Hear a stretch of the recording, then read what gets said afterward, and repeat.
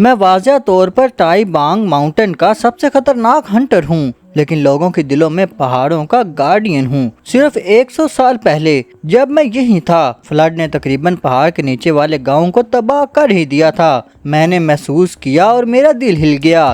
میں نے اپنی پاور سے بارش کو روک دیا تاکہ لوگ محفوظ رہ سکیں۔ انہوں نے مجھے سانپ کہنے کی ہمت نہیں کی، بلکہ مجھے گارڈین کہنے لگے۔ بارش رک گئی اور پہاڑ سرخ ہو گئے۔ میں نے ان کی طرف دیکھا اور ٹائی بانگ ماؤنٹین میں غائب ہو گیا، اس لیے وہ مجھے ماؤنٹین گارڈین کہنے لگے۔ گاؤں والوں نے یہاں تک کہ ایک ٹیمپل بھی بنا دیا اور سانپ کی شیپ والے اسٹیچو کی پوجا کرنے لگے۔ آنکھ چپکتے ہی 100 سال گزر گئے۔ اب آخری ولیجر جو جانتا تھا کہ میں موجود ہوں، وہ بھی مرنے والا تھا۔ پرانے دوست کو الوداع کہنے کے ارادے سے اتفاق سے میں گاؤں کے قریب والے پانڈ پر آ گیا۔ حالانکہ اس زمین پر میری موجودگی کے لیے کوئی بھی خطرہ نہیں تھا، لیکن مجھے سوئمنگز کے فیز اور گریڈ کا احساس ہے، اس لیے میں ہمیشہ بہت احتیاط سے رہتا ہوں۔ اس وقت جب لن یوشیانگ آئل ویل پر پہنچا، وہ بانس کی کرسی پر لیٹا ہوا تھا اور آہستہ سے اپنے ہاتھ تھپ تھپا رہا تھا۔ اس کے ذہن میں بھی ماؤنٹین گارڈین کی یاد چل رہی تھی۔ جب فلڈ آیا تھا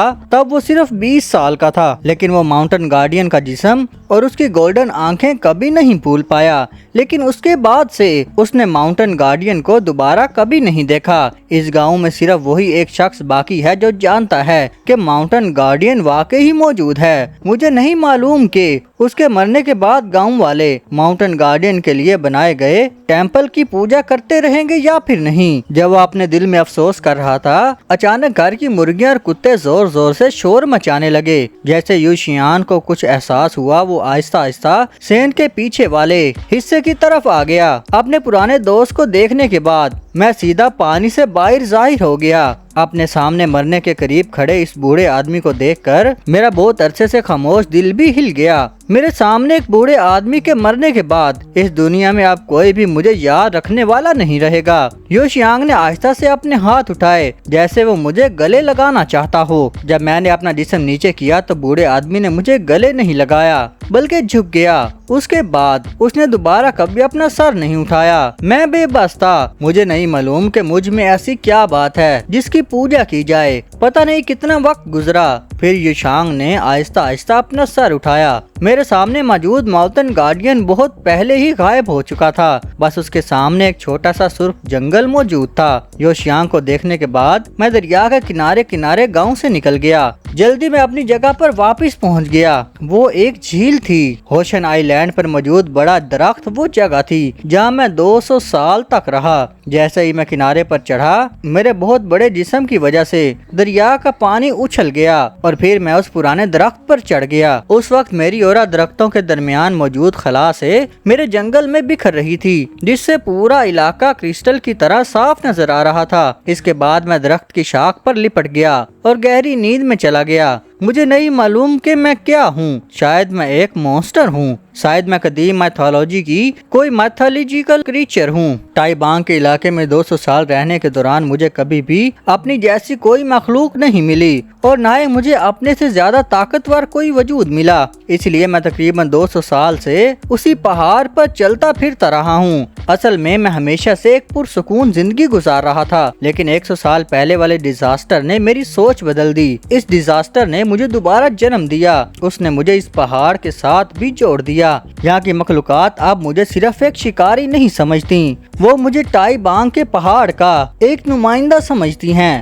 مجھے محسوس ہو رہا ہے کہ کوئی بہت بڑی چیز ہونے والی ہے، اور حالیہ دنوں میں یہ احساس اور بھی زیادہ مضبوط ہوتا جا رہا ہے۔ لیکن جتنا بھی میں اس بارے میں سوچتا ہوں، پھر بھی مجھے کوئی سراغ نہیں ملتا۔ لیکن کچھ بھی ہو، اس پہاڑ میں یقیناً میں سب سے زیادہ طاقتور ہوں۔ یہ سوچتے سوچتے ہی میں سو گیا۔ پورا علاقہ آہستہ آہستہ خاموش ہوتا گیا اور چند کلومیٹر دور گاؤں میں یوشیانگ کا بیٹا زی چیانگ رہتا تھا۔ وہ 10 سال سے زیادہ عرصے تک کیپٹل میں ہی رہا۔ نہ صرف وہ پیسہ نہیں کما سکا، بلکہ اس پر جوئے کی وجہ سے لاکھوں کا قرضہ بھی چڑھ گیا۔ اسے تو کیسینو میں ہی مر جانا چاہیے تھا۔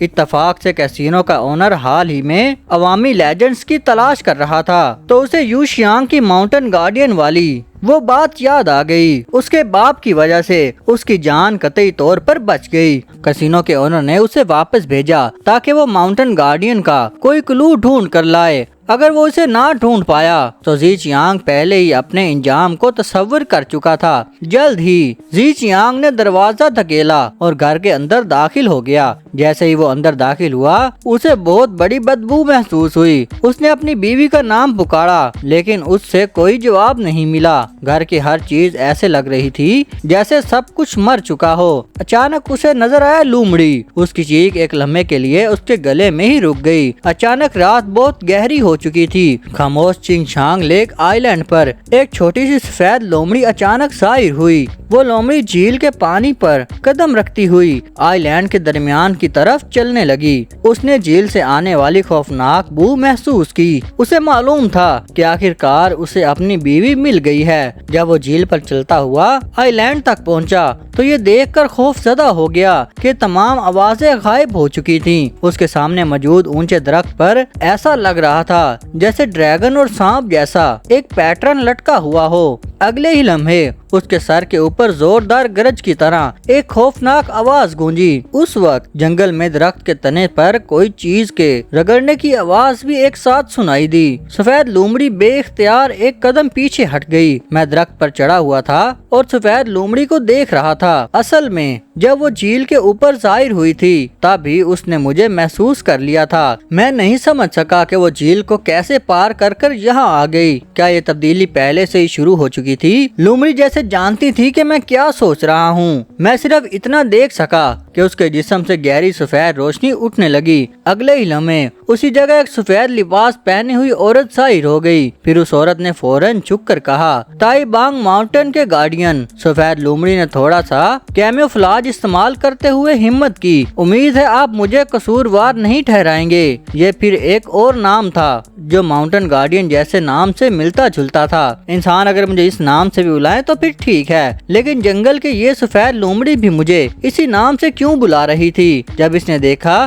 کہ میں نے کوئی جواب نہیں دیا تو سفید لباس والی عورت نے دوبارہ پوچھا کہ کیا آپ ٹائی ہانگ ماؤنٹن کے شمالی حصے میں جا سکتے ہیں؟ میں نے پھر اسے کوئی جواب نہیں دیا۔ میں صرف درخت پر چڑھا رہا اور خاموشی سے اسے دیکھتا رہا۔ جب سفید لباس والی عورت نے آگے حرکت کی تو وہاں ایک خوفناک لومڑی جاگ اٹھی۔ اس وقت آخر کار میں اس کی بات سمجھ گیا۔ وہ چاہتی تھی کہ میں ٹائی بانگ ماؤنٹن کے شمالی حصے میں جا کر اس خوفناک لومڑی کو جاگنے سے روک سکوں۔ میں جلدی سے درخت کے گرد گھومنے لگا۔ نہ میں نے ہاں کی اور نہ ہی انکار کیا۔ خوفناک لومڑی کا جاگنا تو قدرتی انتخاب ہے۔ میرا خیال ہے کہ مجھے اس میں مداخلت کرنے کا کوئی حق نہیں۔ ٹائی بانگ ماؤنٹن آخر کتنا بڑا ہے؟ میں نے 200 سال گزار دیے پھر بھی اسے پوری طرح سمجھ نہیں سکا۔ اگر یہاں کوئی دوسری مخلوق بھی طاقتور ہو جائے تو وہ بھی صرف اس پہاڑ کا انتخاب ہے۔ جاگنے والی مخلوقات کی بات ہی الگ ہے۔ آخر کیسے ممکن ہے کہ کوئی صرف ایک ہی موجود ہو؟ کیا میں جا کر ہر ایک کو مار دوں؟ یہ تو بالکل قدرتی بات نہیں۔ اس طرح میری ایسی سوچ تو ایک برے سانپ جیسی ہے۔ جب عورت نے دیکھا کہ میں نے کوئی جواب نہیں دیا تو وہ دوبارہ بولی، اگر خوفناک لومڑی ظاہر ہو گئی تو اس کے راستے میں آنے والے تمام انسان مارے جائیں گے۔ مجھے امید ہے کہ آپ انہیں بچا لیں گے۔ یہ بات سن کر میری لمبی گردن قدیم درخت کے سائے سے نیچے آ گئی۔ میرے خون جیسے سرخ اسکیلز ہر سانس کے ساتھ پھیلنے لگے۔ سفید لباس والی عورت کو صرف ایسا محسوس ہوا جیسے وہ لوہے کے ٹکرانے جیسی آوازوں سے گر گئی ہو۔ جب اس نے مجھے اپنی طرف دیکھتے ہوئے دیکھا تو اس کا پورا جسم مزید سخت ہو گیا اور وہ خوف سے کانپ اٹھی۔ اگر خوفناک لومڑی صرف مارنے کے لیے ظاہر ہوئی ہے تو میں واقعی خاموش نہیں بیٹھ سکتا۔ بے گناہ لوگوں کو مارنا ایک بات ہے لیکن جاگنے والی مخلوقات کا معاملہ ایک الگ بات ہے۔ انسانوں کی آئرن فورس کو گوشت اور خون سے نہیں روکا جا سکتا۔ اگر یہ خوفناک لومڑی بہت بڑا مسئلہ کھڑا کر دے اور انسانوں کو اپنی طرف کھینچ لے تو اس کی وجہ سے مجھے بھی یہ پہاڑ چھوڑنا پڑے گا۔ اسی وقت ٹائی بانگ ماؤنٹن کا شمالی حصے میں ایک خوفناک لومڑی دھوپ میں ہنس رہی تھی۔ اس کے بال جلتی ہوئی آگ کی طرح تھے۔ اس کے جسم پر موجود کچھ سیاہ پیٹرنز ایسے لگ رہے تھے جیسے وہ جہنم سے آیا ہوا کوئی ڈیول ہو۔ اسی وقت وہ پہاڑ کے دور والے حصے کی طرف کھور رہا تھا۔ وہی جگہ ہے جہاں پر انسان رہتے ہیں، وہی جگہ ہے جہاں پر انسان رہتے ہیں۔ جیسے جیسے اس کی سانس بھاری ہونے لگی اس کے مسلز مڑنے لگے، ایسا لگ رہا تھا جیسے کوئی زنجیر ٹوٹ رہی ہو۔ وہ جانتا تھا کہ اس وقت وہ اپنے قید سے آزاد ہو رہا ہے۔ جب وہ مکمل طور پر ان بندشوں سے نکل جائے گا تو طاقتور بن کر اپنا بدلہ لے سکے گا۔ ایک وقت تھا جب تائی بانگ ماؤنٹن میں اگرچہ لومڑیاں کم تھیں لیکن وہ بے حد طاقتور تھیں۔ انہیں اس پہاڑ کا بادشاہ ہونا چاہیے تھا، لیکن اچانک وہ سب مر گئیں۔ جب وہ ابھی ایک چھوٹی لومڑی تھی تو اس نے ایک شکاری کو اپنی ماں کی لاش لے جاتے ہوئے دیکھا۔ اس کے بھائی بہن اسے بچانے کے لیے دوڑ کر آگے آئے، لیکن وہ صرف چند اور جانیں گنوا بیٹھے۔ وہ خوش قسمت تھی کہ زندہ بچ گئی، لیکن بعد میں اسے معلوم ہوا کہ پورے پہاڑ میں صرف ایک ہی لومڑی باقی رہ گئی تھی۔ تب اس نے قسم کھائی کہ اگر وہ بندشوں سے آزاد ہونے کے بعد طاقتور بن گئی تو وہ ہر ایک انسان کو مار ڈالے گی جس انسان کو بھی وہ دیکھے گی۔ اس وقت اس کے ٹرانسفارمیشن سب سے اہم مرحلے میں داخل ہو چکی تھی۔ اس کا خون پگھل رہا تھا اور وہ فیول بن کر اس کے جسم کو طاقت دے رہا تھا۔ خوفناک لومڑی دھوپ میں ہنس رہی تھی۔ اگلے ہی لمحے آسمان سے اچانک ایک بجلی گری۔ وہ بجلی بالکل نشانے پر خوفناک لومڑی کے جسم پر گری۔ کافی دیر بعد آسمان میں پھیلی دھند آہستہ آہستہ ختم ہو گئی۔ چاندنی کے نیچے خوفناک لومڑی کا زخم تیزی سے بڑھنے لگا۔ اس وقت اس کے جسم پر بہنے والا خون اب صرف خون نہیں رہا تھا بلکہ جیامنگ کے کنگ کی طاقت بن چکا تھا۔ وہ کامیابی سے ٹرانسفارم ہو چکی تھی۔ خوفناک لومڑی نے محسوس کیا کہ اس کا پورا جسم طاقت سے بھرا ہوا ہے۔ اب بدلہ لینے کا وقت آ گیا ہے۔ یہ سوچتے ہی وہ بغیر کسی ہچکچاہٹ کے گاؤں کی طرف دوڑ پڑی، لیکن اچانک اسے پانی کی آواز سنائی دی۔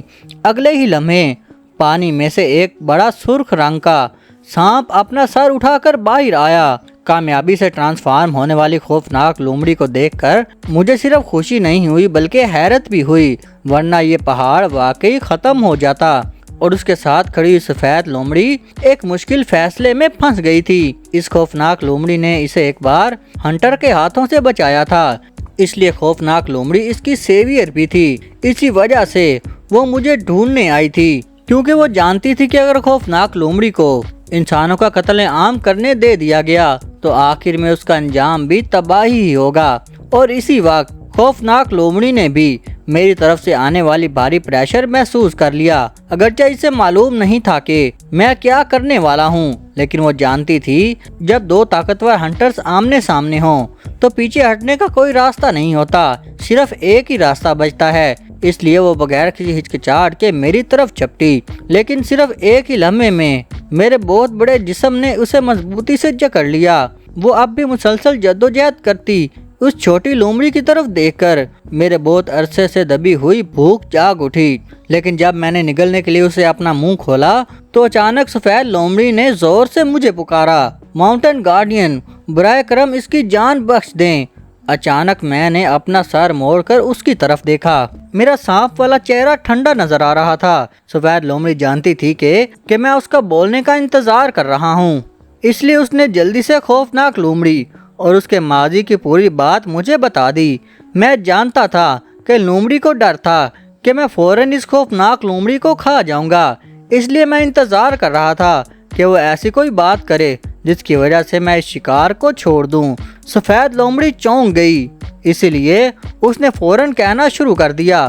وہ اپنی زندگی کے بدلے اپنا راستہ مجھے دینے کے لیے تیار تھی۔ اس نے پہلے خوفناک لومڑی کی طرف ایک نظر ڈالی، پھر مڑ کر اپنے سامنے کھڑی سفید لومڑی کو دیکھا۔ اس سے پہلے کہ میں کچھ کہتا، اچانک میرے دل میں ایک عجیب سا احساس پیدا ہوا۔ اس لمحے سفید لومڑی ہلکا سا مسکرائی، پھر اس نے کچھ الفاظ پڑھے اور مجھے سنائے۔ میں نے کہا کہ یہی وہ راستہ ہے جس کا اس نے ذکر کیا تھا۔ خوفناک لومڑی غصے میں آ گئی اور وہ روکنا چاہتی تھی، لیکن دونوں جانوروں کے درمیان صرف خاموشی رہ گئی۔ سفید لومڑی آخر اس کے لیے اپنی جان کیوں قربان کر رہی تھی؟ خوفناک لومڑی خاموش ہو گئی۔ اس نے واضح طور پر اس سودے سے اتفاق نہیں کیا، لیکن پھر بھی اس نے یہی فیصلہ کیا کہ ماؤنٹن گارڈین میرے لیے صرف ایک نام ہے۔ پہاڑ کی طرف واپس لوٹنا قدرتی آرڈر اور سائیکل میں واپس شامل ہونے کے برابر ہے۔ یہ کہنے کے بعد سفید لومڑی کے جسم پر ہلکی سی سفید روشنی ظاہر ہوئی، پھر وہ زمین پر گر گئی اور بے ہوش ہو گئی۔ حیرت کی بات یہ تھی کہ وہ سفید روشنی جو اس کے جسم سے نکلی تھی پہاڑوں میں واپس نہیں گئی، بلکہ وہ جا کر جسم پر بکھر گئی۔ جس لمحے سفید لومڑی کی روشنی جسم سے ملی وہ ایسے تھی جیسے پانی کا ایک قطرہ دریا میں مل گیا ہو۔ اسی لمحے میں سمجھ گیا کہ ماؤنٹن فاکس نے سفید لومڑی کی درخواست قبول کر لی ہے اور میں ماؤنٹن فاکس کا ہنٹر ہوں۔ کچھ لمحے خاموش رہنے کے بعد میں نے خوفناک لومڑی سے پوچھا، اگر تم اب بھی بے گناہ مخلوق کو قتل کرنے کا انتخاب کرو گی تو میں تمہیں مزید نہیں روکوں گا، لیکن تمہارا راستہ بھی ہمیشہ کے لیے ختم ہو جائے گا۔ میں نے صرف سر جھکا کر سوئی ہوئی سفید لومڑی کو دیکھا، پھر میں نے مزید کہا، جب تم بے گناہ مخلوقات کو قتل نہیں کرو گی۔ خوفناک لومڑی نے کہا، آپ درست کہتے ہیں۔ تب مجھے کچھ سمجھ آ گیا، پھر اس کی آنکھوں میں ایک ہلکی سی مسکراہٹ آ گئی۔ مجھے سفید لومڑی یاد آ گئی، یہی وہ نام ہے جو اس نے مجھے دیا تھا۔ اس کے بعد میں مڑا دریا میں داخل ہو گیا۔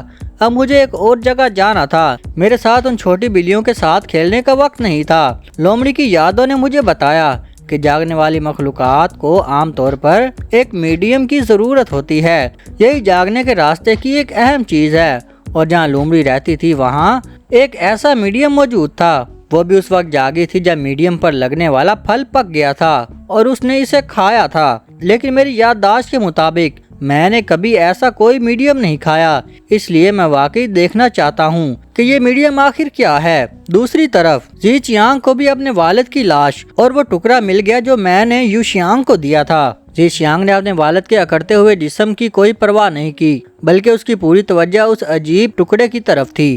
اس نے اپنی ہتھیلی جتنے بڑے اس ٹکڑے کو دیکھا، وہ جان گیا کہ اس کی جان بچ گئی ہے۔ ٹائی بانگ ماؤنٹن گارڈین واقعی موجود ہے۔ پھر اسے گھر میں ایک کتاب ملی، وہ کتاب یو شیانگ نے بہت پہلے لکھی تھی اور اس کا پورا مواد ماؤنٹن گارڈین کے ریکارڈ کے بارے میں تھا۔ اپنے مطلوبہ چیز ملنے کے بعد زی چیانگ نے اپنے والد کو گھر کے پیچھے سین میں دفن کر دیا۔ پھر اس نے گھر میں موجود سارا پیسہ نکال لیا۔ اس کے بعد وہ خالی ہاتھ گاؤں چھوڑ کر چلا گیا۔ ایک دن بعد کیپٹل، اس وقت ایک بلڈنگ کے سب سے اوپر والی فلور پر سیاہ کوٹ پہنے ایک آدمی کیپٹل کے نائٹ ویو کو دیکھ رہا تھا اور اس کے پیچھے کھڑی ایک لڑکی میرے دیے ہوئے ٹکڑے کو غور سے اسٹڈی کر رہی تھی۔ کچھ دیر بعد بائی شاؤ شاؤ نے کہا، اس ٹکڑے کی اصل اونر ایک جاگی ہوئی مخلوق ہے اور اس وقت وہ سب سے زیادہ طاقتور مخلوق ہے۔ اسی وقت بائی یان نے بھی کہا، میرے ریسرچرز کا کہنا ہے کہ اس ٹکڑے کا اونر تقریباً 20 سے 25 میٹر لمبا ایک سانپ ہو سکتا ہے، اور انہوں نے گن سے بھی ٹیسٹ کیا ہے۔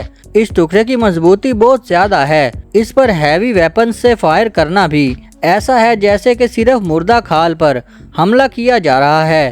ہم پلم بلاسم ریلم کی تلاش میں ہیں، اس قسم کی چیز کے ساتھ خود کو جوڑنے کی کوئی ضرورت نہیں۔ یہ سن کر لڑکی کی آنکھوں میں موجود چاندنی جیسے آہستہ آہستہ غائب ہو گئی، لیکن اس نے کہا، آپ یہ کیوں نہیں سوچتے کہ پلم بلاسم ریلم جیسا وجود بنانا کتنی بڑی شان کی بات ہے؟ کچھ لمحے خاموش رہنے کے بعد وہ آدمی مڑ گیا۔ ایک بار جب بائی شاؤ شاؤ کسی چیز پر نظر جما لیتی ہے تو چاہے اس کے لیے اسے ہر حد سے کیوں نہ پار کرنی پڑے، وہ اسے حاصل کر کے ہی رہتی ہے۔ یہ اس سائیڈ ایفیکٹ کی وجہ سے ہے جو اس کے بچپن میں پلم بلاسم ریلم مکمل طور پر میچور نہ ہونے کی وجہ سے پیدا ہوا تھا۔ جذبات کی کمی بھی پوری نہیں ہو سکی۔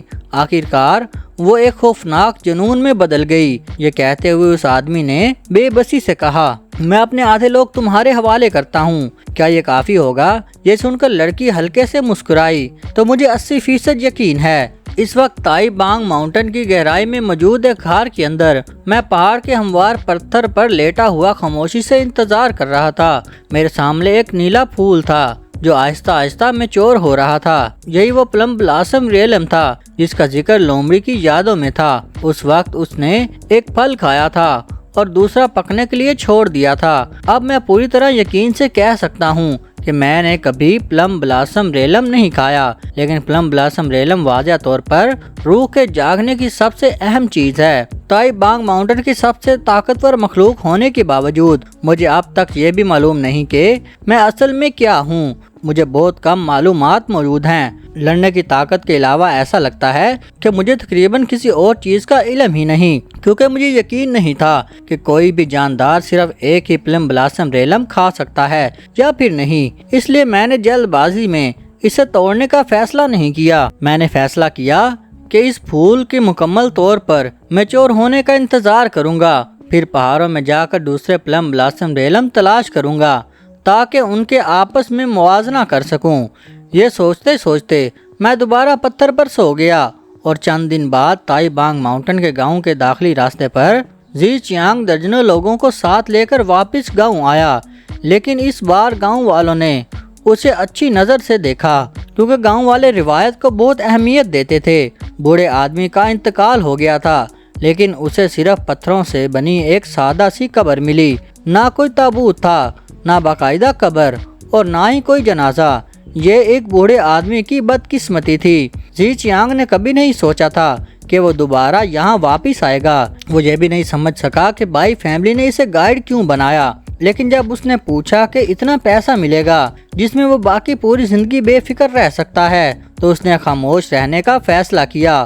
گاؤں میں داخل ہونے کے بعد بائی شاؤ شاؤ نے اچانک دور موجود پہاڑ کی طرف دیکھا۔ چند سیکنڈ بعد اس کے چہرے پر دوبارہ سکون آ گیا اور اسی وقت میری بھی نظر کھل گئی۔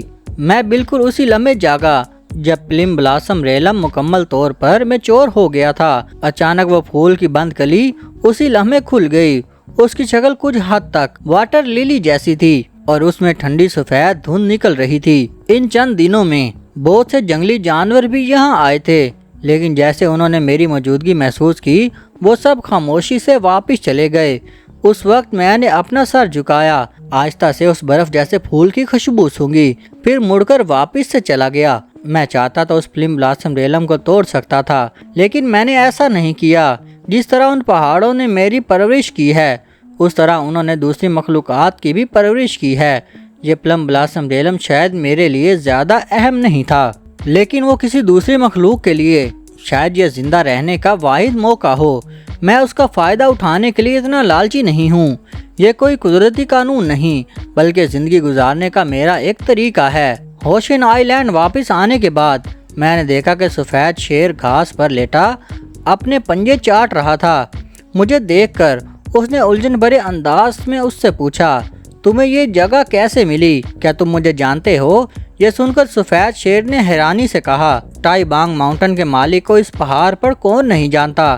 پھر اس نے دوبارہ مجھ سے پوچھا، اگرچہ تمہاری جیشی لینڈ چھپی ہوئی ہے، لیکن جاگی ہوئی مخلوقات کے لیے یہ کوئی مسئلہ نہیں۔ مجھے امید ہے کہ تم اس بات پر زیادہ توجہ دو گے۔ میں نے شائستگی سے اس کا شکریہ ادا کیا۔ پھر میں نے اس سے پوچھا کہ اس سفر کا مقصد کیا ہے؟ اس سفید شیر نے کہا، حال ہی میں کچھ ایسے مہمان اس پہاڑ پر آئے ہیں جنہیں کسی نے دعوت نہیں دی۔ میرا خیال ہے کہ وہ تمہارے لیے آئے ہیں۔ جو شخص اس پہاڑ کی حفاظت کرتا ہے اس کی آواز تمہاری جیسی ہے۔ یہ سن کر میں نے ٹھنڈی آواز میں اس سے پوچھا، تمہیں کیا لگتا ہے ان میں کتنی طاقت ہے؟ سفید شیر نے پہلے اپنا بڑا سا سر ہلایا، پھر اس نے کہا، ظاہر ہے تو خاص کچھ نہیں لگتا، لیکن ان کے بارے میں ایک عجیب اور بے چینی والی فیلنگ آتی ہے، کیونکہ انہوں نے پہاڑ کی گہرائی میں آنے کی ہمت کی ہے، اس لیے ضرور ان کے پاس کسی نہ کسی چیز کا سہارا ہوگا۔ یہ سن کر میں خاموشی سے مسکرا دیا۔ میں واضح طور پر کافی محتاط تھا، لیکن پھر بھی میں نے انسانوں کی لالچ کو اپنی طرف کھینچ لیا۔ ایسی صورت میں مجھے خود پہل کرنی پڑی۔ سفید شیر سے الوداع کہنے کے بعد میں خاموشی سے گاؤں کے قریب پہنچ گیا۔ پھر میں اندھیرے میں چھپ کر ان بغیر دعوت والے مہمانوں کو دیکھنے لگا۔ سفید شیر جس اورا کی بات کر رہا تھا وہ دراصل وہی روحانی طاقت تھی جو میں نے پہلے اس بوڑھے آدمی کے اندر چھوڑی تھی، اور میں نے زی چیانگ کو بھی پہچان لیا۔ یقیناً میں ان کے میرے پاس آنے کا انتظار نہیں کرنے والا تھا۔ شکار کرنا ایک سانپ کے زہر کی طرح ہوتا ہے۔ سب سے طاقتور ہنٹر بننے سے پہلے میں صبر کے ساتھ انتظار کرتا تھا کہ شکار خود میرے شکار کے دائرے میں داخل ہو۔ جب وہ چند درجنوں لوگ پہاڑ کے اندر داخل ہوئے تو انہوں نے پروفیشنل ملٹری ایکوپمنٹ نکال لیے، حتیٰ کہ انہوں نے بلٹ پروف ویسٹ بھی پہن رکھی تھی۔ اس کے علاوہ ان میں سے ہر ایک کے ہاتھ میں لکڑی کا ایک باکس بھی تھا۔ میرا اندازہ تھا کہ یہی ان وجوہات میں سے ایک ہے جس کی وجہ سے انہوں نے اس پہاڑ میں داخل ہونے کی ہمت کی ہے، کیونکہ وہ جس سمت جا رہے تھے وہی میری اورا کی سمت تھی۔ اس وقت میری توجہ اب ان لوگوں پر نہیں تھی بلکہ اس سیاہ کپڑے پہنے ہوئی لڑکی پر تھی جو درمیان میں ایک طاقتور آدمی کے ساتھ چل رہی تھی۔ اس کے جسم سے نکلنے والی اورا عام لوگوں سے بالکل مختلف تھی، شاید یہ ان کا دوسرا خاص سہارا تھا، لیکن یہ سب اب بھی میرے سامنے کافی نہیں تھا۔ میری آنکھ سڑک گئیں، میرے خوفناک مسلز نے میرے بہت بڑے جسم کو حرکت دی اور ایک لمحے میں اپنی جگہ سے غائب ہو گیا۔ انہیں اس پہاڑ پر آنا ہی نہیں چاہیے تھا کیونکہ یہ میرا شکار کا علاقہ ہے۔ جو بھی یہاں گھس آئے اس کے پاس مرنے کے علاوہ اور کوئی راستہ نہیں۔ جتنا وہ پہاڑ کی گہرائی میں جاتے گئے روشنی اتنی ہی کم ہوتی گئی۔ پہاڑ میں داخل ہونے کے بعد سی چیانگ کا دل بھی مسلسل بے چینی اور خوف میں ڈوبا رہا۔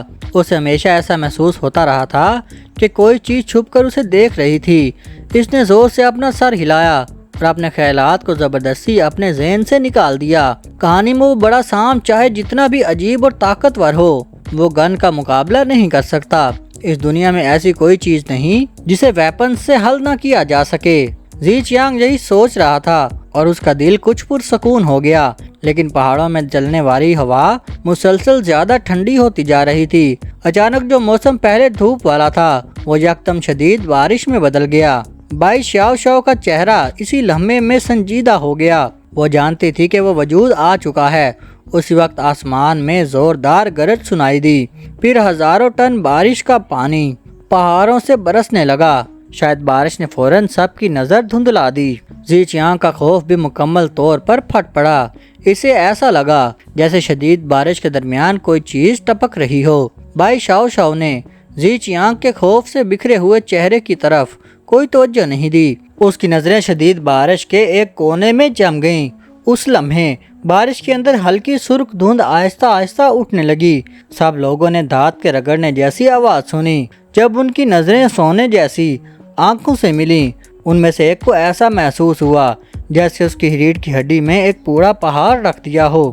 چند لمحوں بعد آخرکار ایک شخص اپنے خوف پر قابو نہ رکھ سکا اور سب سے پہلے فائر کر دیا۔ کالی رات میں آگ کی ایک لکیر نکلی۔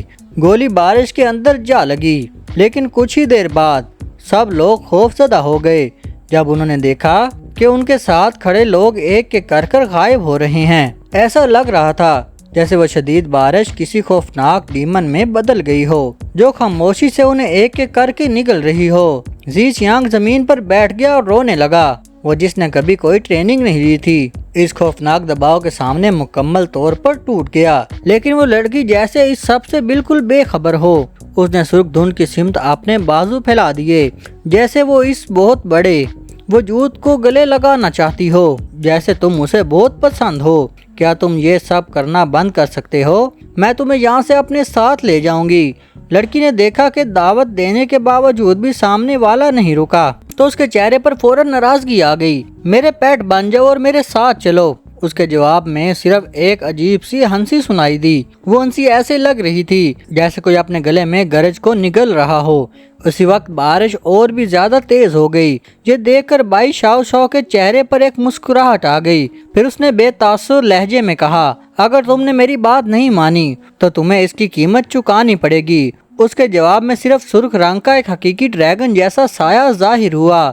جس لمحے وہ شیل زمین سے ٹکرایا، لڑکی ہلکے سے اس شیل کے اوپر کھڑی ہو گئی۔ اسی وقت بائی شاو شاو کی آنکھوں کے اندر چاندنی جیسا رنگ ظاہر ہو گیا۔ اس کا خوبصورت چھوٹا سا چہرہ سنجیدہ ہو گیا۔ پھر اس نے آہستہ آہستہ تھائی زبان کے کچھ الفاظ ادا کیے۔ اس نے دیکھا، تم ایک ڈریگن جتنے طاقتور ہو۔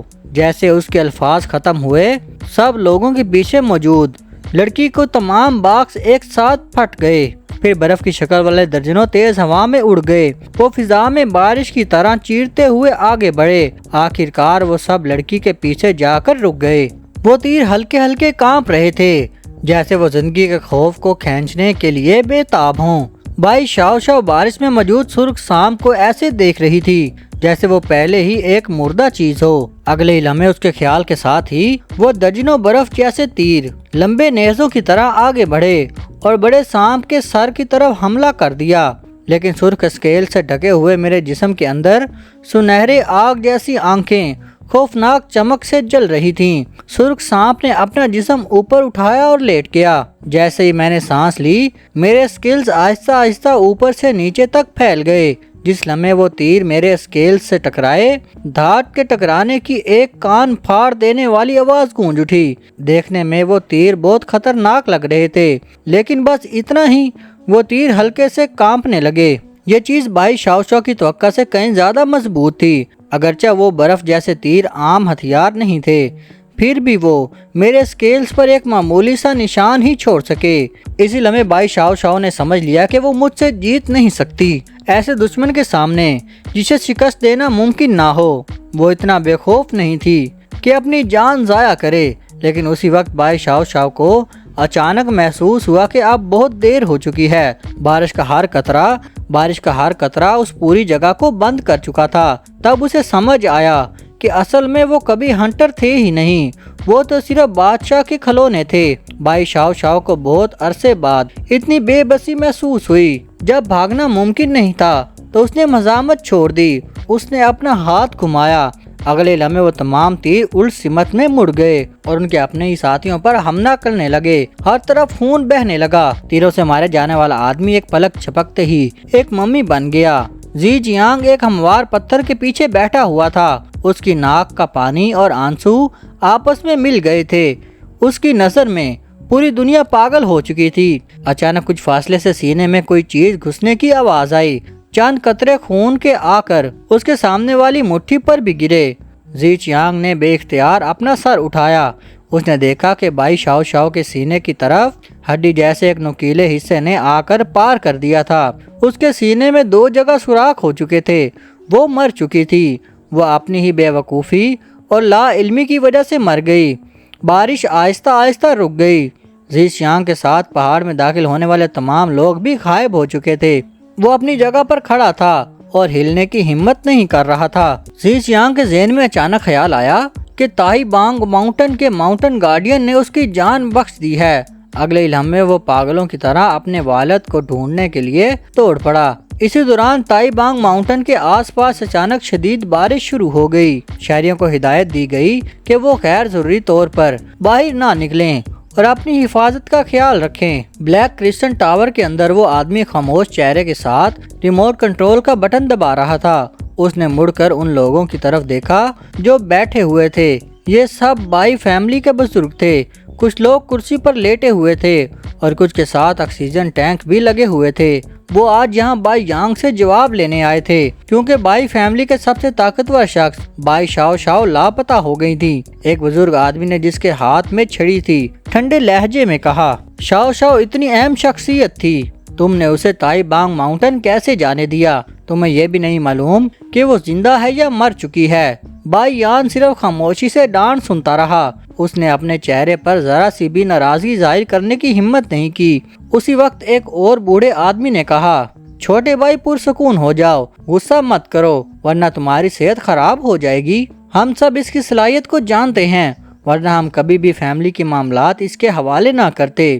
جب بارش رک گئی تو بائی یانگ کے دادا نے پوچھا، شاو شاو تائی بانگ ماؤنٹن جاتے وقت اپنے ساتھ 33 سیٹس آف سورڈز لے کر گئی تھی۔ یہ سنتے ہی باقی تمام بزرگ حیران رہ گئے۔ اگر واقعی اس کے پاس سورڈز تھیں تو پھر بائی شاو شاو کی حفاظت کے بارے میں زیادہ فکر کرنے کی ضرورت نہیں تھی۔ یہ دیکھ کر بائی یان نے مزید دیر نہیں کی۔ اس نے فوراً پورا واقعہ شروع سے آخر تک انہیں سنا دیا۔ یہ سننے کے بعد بوڑھے لوگوں نے سکون کی سانس لی۔ شاید بائی شاو شاو کو تائی ہانگ ماؤنٹن میں کوئی خاص موقع مل گیا ہو۔ اسی وقت بائی یان نے مزید کہا، سونگ فیملی اور لی فیملی کو بھی پہلے ہی معلوم ہو چکا تھا کہ شاو شاو تائی ہانگ ماؤنٹن گئی ہے۔ اس کے بعد تائی ہانگ ماؤنٹن میں ایک خوفناک تبدیلی آ گئی۔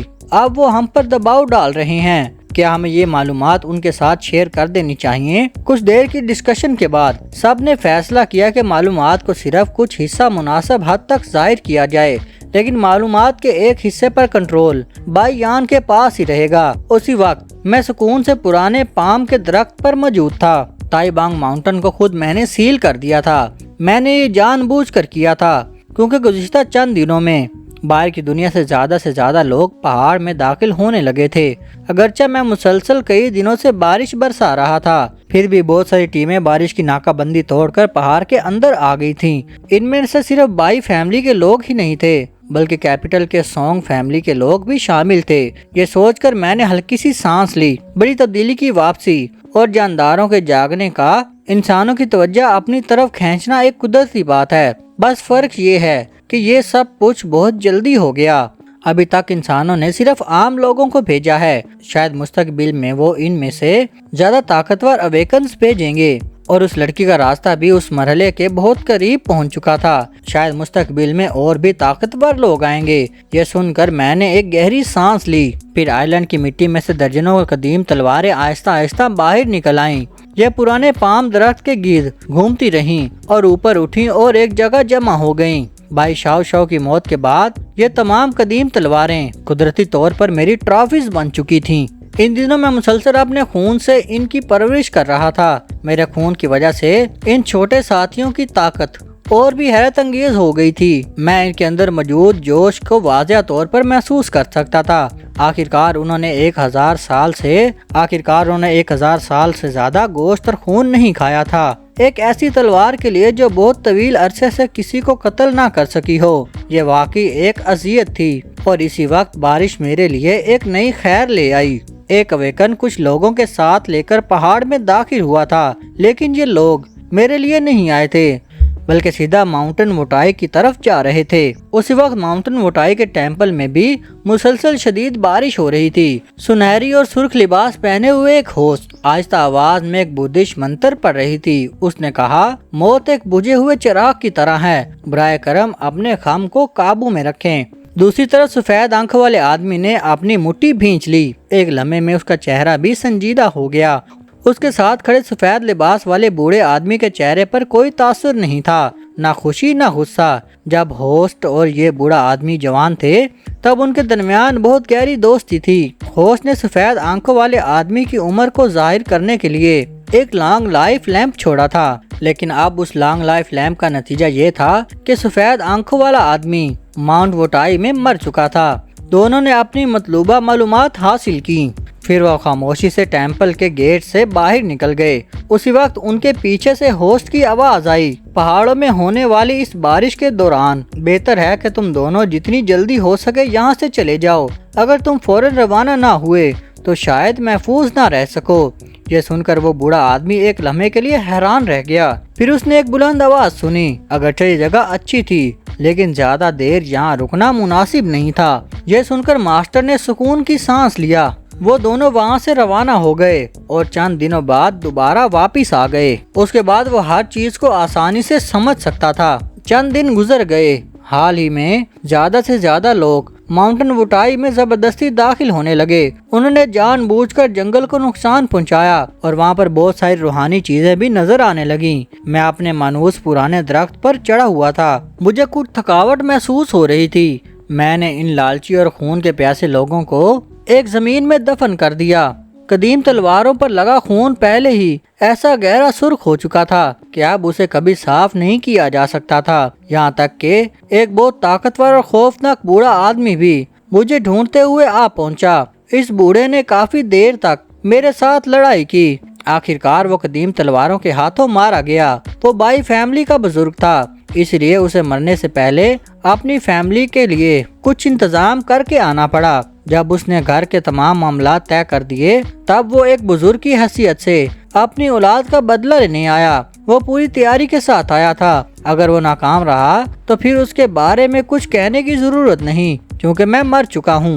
اس لیے اب بائی فیملی میں نہ کوئی بائی شاو شاو کو جانتا ہے اور نہ ہی کوئی میرا نام جانتا ہے۔ اب تمام دشمنی صرف میری طرف آ چکی ہے۔ اگر تم مطمئن نہیں ہو اور اب بھی غصے میں ہو اور تمہیں لگتا ہے کہ میں نے تمہیں بہت زیادہ نقصان پہنچایا ہے تو تم بے شک میری پوری نسل ختم کر دو، مجھے کوئی شکایت نہیں۔ خون سے رنگی ہوئی فراس تلوار۔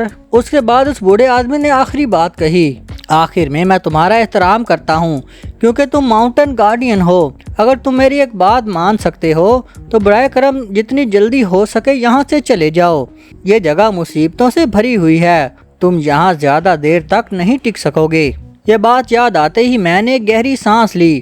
بارش کے اندر میری روحانی طاقت پھیلی ہوئی تھی، لیکن یہ روحانی طاقت بے فائدہ نہیں ہے۔ اگرچہ پہاڑ میری مدد کر رہا ہے، پھر بھی میرے لیے مسلسل بارش کو برقرار رکھنا دن بدن زیادہ مشکل ہوتا جا رہا ہے۔ میں جانتا ہوں کہ میں اس پہاڑ سے باہر نہیں جا سکتا، لیکن وہ پھر بھی مسلسل میری طرف آ رہے ہیں۔ وہ اتنی بڑی تعداد میں لوگ اور طاقت کا استعمال کر رہے ہیں، اور مرنے سے پہلے اس بوڑھے آدمی کی دی ہوئی وارننگ اب بھی میرے دل میں ایک سائے کی طرح چھائی ہوئی ہے۔ تائی ہانگ ماؤنٹین مصیبتوں کی جگہ ہے، تم اسے برداشت نہیں کر سکو گے۔ لیکن وہ ایسا کیوں سمجھتا ہے کہ میں ایسے برداشت نہیں کر سکوں گا؟ اگرچہ کیپٹل کی بائی فیملی واپس ہٹ گئی ہے، پھر بھی زیادہ سے زیادہ لوگ مسلسل پہاڑ میں داخل ہو رہے ہیں۔ مجھے تو یہ بھی محسوس ہو رہا ہے کہ پہاڑ کی گہرائی میں ایک جاگا ہوا چنگ لیان بھی کہیں چھپا ہوا ہے۔ ایسا لگتا ہے جیسے اس پہاڑ کے اندر کوئی پاگل کر دینے والا راز چھپا ہو، جس کی وجہ سے ہر کوئی یہاں گھسنا چاہتا ہے، لیکن پھر بھی کسی نے مجھے یہاں سے چلے جانے کا مشورہ دیا۔ اب تک مجھے سمجھ نہیں آیا کہ ان سب کا اصل مقصد کیا ہے۔ اسی وقت سفید شیر میرے پاس آیا، پھر اس نے اپنے منہ میں پکڑے ہوئے ایک آدمی کو درخت کے نیچے پھینک دیا۔ اس کے بعد سفید شیر نے سکون سے اپنے بازو کے بال چاٹنے شروع کر دیے۔ بلیوں کی نسل کے جانور بارش کو پسند نہیں کرتے، بالوں کا بھیگ جانا اسے بہت بے آرام کر دیتا ہے۔ وہ آدمی کیچڑ والی زمین پر پھینک دیا گیا۔ وہ بہت بری حالت میں نظر آ رہا تھا، اس کے ساتھ پہلے کبھی ایسا سلوک نہیں ہوا تھا۔ اچانک وہ غصے میں بولا، اگر تم نے مجھے چھوڑ دیا تو میں پورا پہاڑ صاف کر دینے کے بعد بھی تمہیں ضرور مار ڈالوں گا۔ سفید شیر نے اپنی نظریں اس کی طرف موڑ لیں۔ ان کی آنکھوں میں موجود خونخوار نظر ایک لمحے میں ظاہر ہوئی۔ سفید شیر اسی وقت اس آدمی کو مارنے والا تھا۔ اسی وقت میں نے کہا، کون پہاڑ کو صاف کرنے والا ہے؟ اچانک اس آدمی نے ایک خوفناک دباؤ محسوس کیا۔ اس دباؤ نے اسے سیدھا کیچڑ میں دبا دیا۔ اسی لمحے اسے اپنے قبیلے کے بزرگوں کی وہ بات یاد آ گئی جس پر انہوں نے خاص طور پر توجہ دینے کو کہا تھا۔ وہ سام جسے ماؤنٹین گارڈین کہا جاتا ہے، یہی اس کی اصل شکل تھی۔ پھر میں نے نیچے اس کی طرف دیکھا اور آہستہ سے کہا، میں سوال کروں گا اور تم جواب دو گے۔ یہ پہاڑ کی صفائی کیا ہوتی ہے؟ اتنے خوفناک دباؤ کے نیچے اس آدمی کا سانس لینا بھی تقریباً بند ہو گیا۔ اس کے دل میں ذرا بھی مزاحمت باقی نہ رہی۔ کچھ دیر بعد آخرکار اس نے جواب دیا۔ بزرگوں نے پہلے ایک گروپ کو پہاڑ کی جانچ کے لیے بھیجا تھا۔ وہ یہاں سے واپس لے جانے والی روحانی طاقت کی بنیاد پر فیصلہ کرتے ہیں کہ آیا یہ واقعی دوبارہ جاگنے والا قدیم پہاڑ سلسلہ ہے یا نہیں۔ اگر جو اس بات کی تصدیق ہو جائے تو پھر وہ پہاڑ کی صفائی شروع کر دیتے ہیں۔ سیولائزیشن کرسٹل استعمال کرنے کی قیمت بہت زیادہ ہوتی ہے، اس لیے پہلے دیوانوں کی طرح ٹیسٹ کرنا ضروری ہوتا ہے۔ اب ٹیسٹ مکمل ہو چکا ہے۔ بہت جلد بھاری فائر پاور والی فورس ٹائی بانگ ماؤنٹین کو پرسکون کرنے کے لیے آئے گی، اور جہاں پر موجود ہر اویکن کریچر کا مکمل خاتمہ کر دیا جائے گا۔ یہ بات کہتے ہی سفید شیر نے فوراً اس آدمی کی گردن اور جسم کی ہڈی توڑ دی۔ اگرچہ یہ اویکن کریچر طاقتور ہیں، لیکن موجودہ زندگی کی سطح اب بھی سیولائزیشن کو تباہ کن طاقت کا مقابلہ نہیں کر سکتی۔ انسانوں نے اس دنیا پر بہت سالوں سے حکومت کی ہے۔ سیولائزیشن تمام روحانی طاقتوں سے بہتر ہے۔ جب نیا دور آئے گا تب بھی وہ اپنے ہاتھوں میں موجود طاقت چھوڑنا نہیں چاہتے۔ وہ ہر تبدیلی کو طاقت کے ذریعے دبانے کا ارادہ رکھتے ہیں۔ ان کے خیال میں یہ بہت آسان ہے، بس میرے وجود کو ختم کر دو، پھر پہاڑ کے اندر موجود تمام روحانی طاقت خود بخود ان کے ہاتھ آ جائے گی۔ یہ خیال سادہ اور سیدھا ہے، لیکن مؤثر بھی ہے۔ مشہور پہاڑ اور دریا دوبارہ جاگ رہے ہیں۔ بہت جلد پوری دنیا مکمل طور پر بیدار ہو جائے گی۔ پرانا دور ختم ہو جائے گا اور نیا دور شروع ہو جائے گا۔ اسی وقت وہ آدمی شدید گھبراہٹ میں آ گیا۔ اس کا ذہن مکمل طور پر دب چکا تھا۔ اب وہ ایک مکمل جملہ بھی نہیں بول سکتا تھا، اس لیے میں آہستہ آہستہ واپس اپنے پرانے درخت کی طرف چلا گیا۔ اوپر سے گہری سانس کی آواز سنائی دی۔ میں تقریباً اپنے سکیل سے نکلنے والی دھات جیسی ہلکی آواز بھی نہیں سن سکتا تھا۔ اتنا لمبا وقت گزر گیا، پھر بھی انسانوں نے قدرت کے ساتھ رہنا نہیں سیکھا۔ اسی وقت ماؤنٹین وٹائی کے ٹیمپل میں تمام مونکس ایک جگہ جمع ہو چکے تھے۔ وہ اب پہاڑ سے نیچے جا کر ٹیمپل کو خالی کروانے والے تھے، لیکن ہوسٹ نے سگنل بھیجنے کے بعد خود وہاں سے جانے کا ارادہ کیا۔ اس نے دور موجود پہاڑ کی طرف دیکھا اور دیکھا کہ بارش آہستہ آہستہ رک رہی ہے۔ اس کے چہرے پر آہستہ آہستہ اداسی چھا گئی، کیونکہ ہوش جانتا تھا کہ یہ کوئی سمجھوتا نہیں تھا۔ اس وقت کی خاموشی صرف طوفان سے پہلے کی مختصر خاموشی تھی۔ کل یہ جگہ واقعی خون کے سمندر میں بدل جائے گی۔ اس نے بانسری بجانا بند کر دیا، پھر اس نے باہر کی دنیا اور تائی بانگ ماؤنٹن کے درمیان رابطہ دوبارہ کھول دیا۔ یہ دراصل خاموشی سے اجازت دینے کے برابر تھا تاکہ اس جگہ موجود تمام جاندار اپنی آخری فیصلہ خود کر سکیں۔ ہوسٹ کے دل میں گہرا دکھ تھا۔ وہ آہستہ سے بولا، آخر اس بات کی کیا ضرورت تھی؟ ہوسٹ نے اپنی حیثیت بہت بلند رکھی تھی۔ وہ ہار ماننے کے لیے تیار نہیں تھا، لیکن سویلائزیشن کے عظیم پہیے کے سامنے آخرکار اسے کچلا ہی جانا تھا۔ یہ سوچ کر ہوسٹ کے دل میں ہلکا سا غم بھر گیا۔ وہ 100 سال پہلے آنے والے اس طوفان کا گواہ تھا اور اس کی اس سانپ سے صرف ایک ہی بار ملاقات ہوئی تھی، اس لیے وہ تائی بانگ ماؤنٹن کے ماؤنٹن گارڈین کو آخری بار خبردار کرنا چاہتا تھا۔ فیصلہ کن لمحہ آتے ہی بانسری کی وارننگ والی آواز پورے تائی بانگ ماؤنٹن میں گونجنے لگی۔ بے شمار ہیلی کاپٹر آسمان میں اڑتے ہوئے گزرنے لگے۔ گرجتی ہوئی آوازوں نے پہاڑ کی گہرائی میں موجود خاموشی کو توڑ دیا۔ ہیلی کاپٹر کے نیچے لگا ہوا ہائی سپیڈ کیمرہ وہاں کی تصویریں بہت دور موجود کیپٹل تک پہنچا رہا تھا۔ وہ تصویریں ایک بند کانفرنس روم میں پہنچ گئیں، جہاں بیٹھے ہوئے لوگ تقریباً سبھی 100 سال سے زیادہ عمر کے تھے۔ اسی وقت ایک بھاری اور بیٹھی ہوئی آواز سنائی دی۔ ہوسٹ نے جلد سے ان تمام جانداروں کو وہاں سے نکالنے کی کوشش کی۔ اسی وقت تائی بانگ ماؤنٹن کی گہرائی میں حکم جاری ہوتے ہی پہاڑوں میں آگ لگا دی گئی۔ طے شدہ جگہوں پر بڑی تعداد میں جلنے والے فائر بانز پھینکے گئے۔ زوردار دھماکوں کی آواز ایسے لگ رہی تھی پورا پہاڑ پھٹنے والا ہو۔ جنگل کے اندر سے پرندوں کا ایک بڑا جھنڈ خوف زدہ ہو کر اڑ گیا، اور اسی شور نے پہاڑ کے مزید گہرائی میں چھپی ہوئی کچھ مخلوقات کو بھی جگا دیا۔ کچھ فاصلے پر ایک بہت بڑا سفید دیو ایک پہاڑی پر کھڑا تھا۔ اس کا پورا جسم باریک برف کی کرسٹل سے ڈھکا ہوا تھا۔ سرد ہوا اس کی طرف سے آ رہی تھی۔ اس نے آس پاس کے پورے علاقے کو برفانی غار جیسا بنا دیا۔ اچانک میں نے اپنی آنکھیں کھول دیں۔ میری آنکھوں میں ایسے چمک تھی جیسے آئینے میں آگ کی روشنی جھلک رہی ہو۔ پھر میں نے اپنا سر اوپر اٹھایا اور خاموشی سے ایک زوردار دھاڑ ماری۔ میرے جسم سے ایسی طاقت نکلنے لگی جو پہلے کبھی ظاہر نہیں ہوئی تھی۔ اگلے لمحے پورا آسمان اندھیرا ہو گیا۔ چاروں طرف سے کالے بادل تیزی سے جمع ہونے لگے۔ پھر ایک زبردست بجلی زمین پر آ گری اور اس کے ساتھ موسلادھار بارش بھی شروع ہو گئی۔ جو ہلکی سی دھول ابھی اٹھی تھی وہ سفید بارش میں فوراً ہی غائب ہو گئی۔ جیسے ہی بارش نے پورے آسمان کو دھندلا دیا، ایک نظر نہ آنے والی خوفناک پریشر بھی تمام پہاڑ پر موجود لوگوں کے دلوں پر آ بیٹھا۔ ہر طرف ٹھنڈی ہوا چلنے لگی اور ہیلی کاپٹر کی پوری فارمیشن کے پاس بس نکلنے کا کوئی راستہ نہیں بچا۔ آگ کے شعلے اور برف کے کرسٹل آپس میں ٹکرا رہے تھے۔ اچانک اسکرین پر چلنے والی تصویر مکمل طور پر اندھیری ہو گئی۔ اندھیری کانفرنس روم میں اچانک ایک بھاری اور بیٹھی ہوئی آواز گونجی۔ ایسا لگتا ہے کہ تائی بانگ ماؤنٹن کوئی ایسی جگہ نہیں ہے جسے فتح کیا جا سکے۔ گراؤنڈ سیٹلائٹ کی مدد سے پہلے ان تمام چیزوں کی لوکیشن معلوم کر چکے ہیں۔ جب تک ہم مسلسل فائر پاور سے حملہ کرتے رہیں گے، موجودہ اویکن اسپرٹس زیادہ دیر تک نہیں ٹک سکیں گی۔ ان کے پاس بچا ہوا وقت بہت ہی کم ہے۔ اسی وقت ایک اور آواز سنائی دی، ہماری ویسٹ رپورٹ سائیڈ پوری طرح تیار ہے۔ تم لوگ اتنے عرصے سے چھپے ہوئے تھے، اب تو تمہیں بھی کچھ رد عمل دکھانا چاہیے۔ یہ بات ختم ہوتے ہی پورا کانفرنس روم چند لمحوں کے لیے خاموش ہو گیا۔ پھر ایک اور آواز سنائی دی، اس وجود سے نمٹنے کے لیے انہوں نے اپنی فیملیز کی قیمتی خزانے بھی نکال لیے تھے۔ اسی وقت تائی بانگ ماؤنٹن کے اندر میں اپنے جسم کے ساتھ انسانوں کی گراؤنڈ فورسز سے لڑ رہا تھا۔ یہ وہ فورسز تھیں جو گراؤنڈ سیٹلائٹ کی حفاظت کی ذمہ دار تھیں۔ ان کے پاس بھاری توپیں تھیں، ساتھ ہی 3 ہیلی کاپٹر بھی موجود تھے اور ان کے بڑے آلات کے پیچھے ایک گائیڈڈ میزائل بھی چھپا ہوا تھا۔ میرے زبردست حملے کے سامنے ان گراؤنڈ فورسز کے لوگ جلدی ہیلی کاپٹروں میں سوار ہوئے اور وہاں سے بھاگ گئے۔ جب تمام لوگوں کو وہاں سے نکال لیا گیا تو چھپا ہوا میزائل بھی دھماکے سے پھٹ گیا۔ میرا پورا جسم آگ کے شعلوں میں گر گیا، لیکن کچھ ہی لمحوں بعد موسلادھار بارش نے भड़कती हुई आग को बुझा दिया। फिर वहाँ से एक कुदरती तलवार उड़ती हुई बाहर निकली। वो सैटेलाइट की निगरानी से बिल्कुल दुरुस्त अंदाज में बजते हुए एक जगह पर पहुँच गई।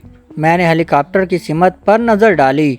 बारिश के अंदर मेरी आंखों में मौजूद सुनहरी रोशनी मुसलसल चमक रही थी। इस वक्त मेरे स्केल्स के दरमियान 4 नुकीली धाती सुइयां बाहर निकल आईं। उस वक्त मुझे वाकई चोट लगी थी। सिर्फ मेरे स्केल्स ही नहीं उड़े थे, बल्कि मेरी चंद पसलियां भी टूट गई थीं। वो मिसाइल तकरीबन सीधा मेरे चेहरे पर आकर लगा था। अगर मैंने पहले कदीम तलवारों का इंतजाम ना किया होता तो मेरी चोट इससे कहीं ज्यादा मजीद होती। इसके बाद मैंने हवा में मौजूद हल्की सी स्पिरिट एनर्जी को अपने अंदर जज़ब किया। यह रूहानी ताकत मेरे जख्मी हालत को तेजी से ठीक करने में मदद दे रही थी। अगरचे उसकी मिकदार बहुत कम थी, लेकिन उसकी अहमियत बहुत ज्यादा थी। उस वक्त मुझे महसूस हुआ कि आसमान से कुछ नजरें मुझे देख रही हैं। इंसान होने की पुरानी याद ने मुझे फौरन समझा दिया। वो खिला में गश्त करने वाली एक मेन सैटेलाइट थी। ये चीज जो पूरे सियारे के गिर्द चक्कर लगाती है, सिर्फ आंखें ही नहीं बल्कि हथियार भी है। इसलिए मुझे यहाँ पर मौजूद हर निशान को मिटा देना होगा। मुझे यकीन नहीं था कि यह मूसलाधार बारिश हमारे जिस्मों को मुकम्मल तौर पर छुपा सकेगी। पूरे पहाड़ में हर तरफ खून ही खून बिखरा हुआ था। कई परिंदे आग की लपट में आ चुके थे और अगले ही लम्हे मैंने एक ही झटके में जहाज को तबाह कर दिया। आखिर में एक तलवार मेरे गले को आर पार चीर गई। वहाँ एक सफेद हिरन भी मौजूद था जिसने बर्फ का आमेज पहन रखा था। वो स्टील जैसे सुर्ख दरिया के अंदर बर्फ के रास्ते में चलता हुआ बाहर आया, लेकिन उसके जिस्म को हल्कों ने मजबूती से जकड़ रखा था। आखिरकार उसका सर काट दिया गया। मैंने आहिस्ता आहिस्ता अपनी आंखें बंद कर लीं। मेरी आंखों में जलती हुई सुनहरी रोशनी एक लम्हे में बुझ गई। अगले ही लम्हे मैंने दोबारा अपनी आंख खोल दी। इस बार मैं अपनी आंखों की रोशनी पहले से कहीं ज्यादा तेज और ज्यादा चमकदार थी। इसी लम्हे मेरे पूरे जिस्म में मौजूद रूहानी ताकत बर्फ से ढकी हुई जमीन पर बहने लगी और एक पागल ड्रैगन की तरह मेरे पूरे जिस्म और चारों तरफ तोड़ने लगी। मेरे जख्मी स्केल्स तेजी से ठीक होने लगे।